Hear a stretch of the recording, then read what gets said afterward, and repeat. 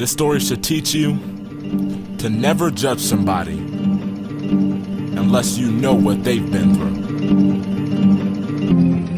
Christal's parents couldn't handle watching her tears, 18 and heartbroken by her boyfriend of 2 years. Adding to the fact that the stresses of life were beating on her, she found out through some text messages he'd been cheating on her. Numerous photos of various naked girls, and we all know a picture's equivalent to 1,000 words. A week had passed and she was thinking of leaving him. Despite her efforts to walk away, she determined she needed him, and all these thoughts threw off her concentration. So she called her 2 best friends, hoping for some consolation. She dialed the numbers and patiently waited as it rung. Kelly on the first line, Jesse on the second one. He was my everything, he put me on a pedestal.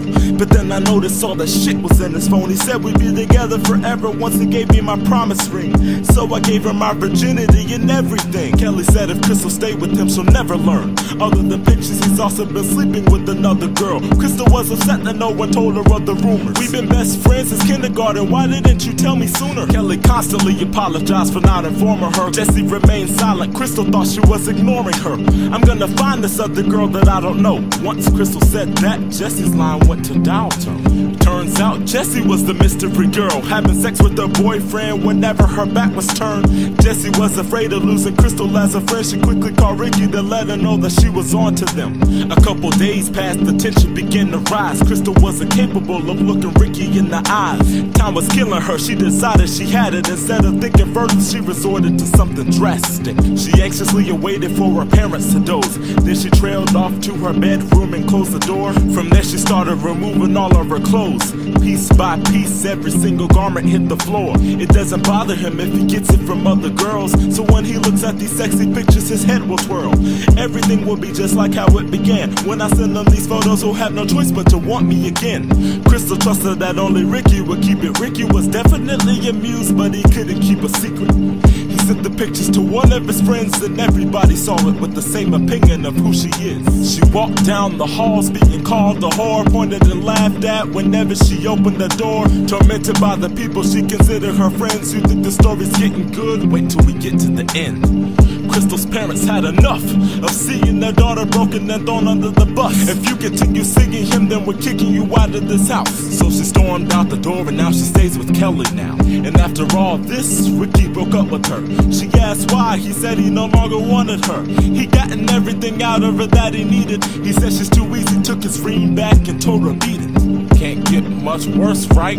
Wrong. Jesse called Christal, invited her to her home, crying over the phone. Christal, I gotta tell you something. Christal ran over there, the news delivered was stunning. Jesse confessed to stealing her boyfriend. She swore it was a mistake and it would never happen again. But Christal didn't respond, her eyes went dead. Walked out the front door without a word being said. The next morning, Christal exhibited no emotions, mindset hell-bent on causing commotion. Kelly couldn't convince Christal to get out of bed. She said, Christal, I'll see you later, and went on ahead. A couple hours passed, Christal was ready to go. Got out of bed and put on a pair of clothes. Went to her parents' house, climbed through the window. Then she trailed upstairs to her father's wardrobe. She opened it up and picked up his gun, grabbed some extra ammunition in case the pistol won't enough. Crying hysterically and screaming, I was such a fool.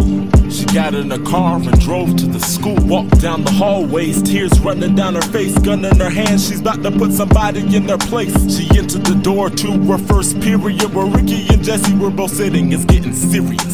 Christal lifted up the gun and fired in the air. Got the class's attention, now everybody's looking scared. You took advantage of me thinking you were my friends. None of you motherfuckers will ever talk about me again. She ran over to Jesse, pointed the gun to her head, pulled the trigger. Her friend is dead by her hand. Pointed it to Ricky and said, this one's for you, and I'm only gonna do it to show you that I love you. After killing 2 of the people that she loved the most, Christal heard sirens and quickly ran out of the door.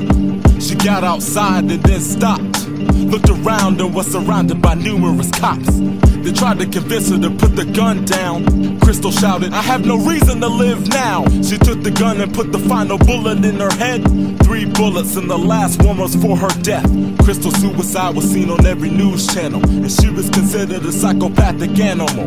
Thus concludes this tragic segment. But there's something worse, she didn't know that she was pregnant.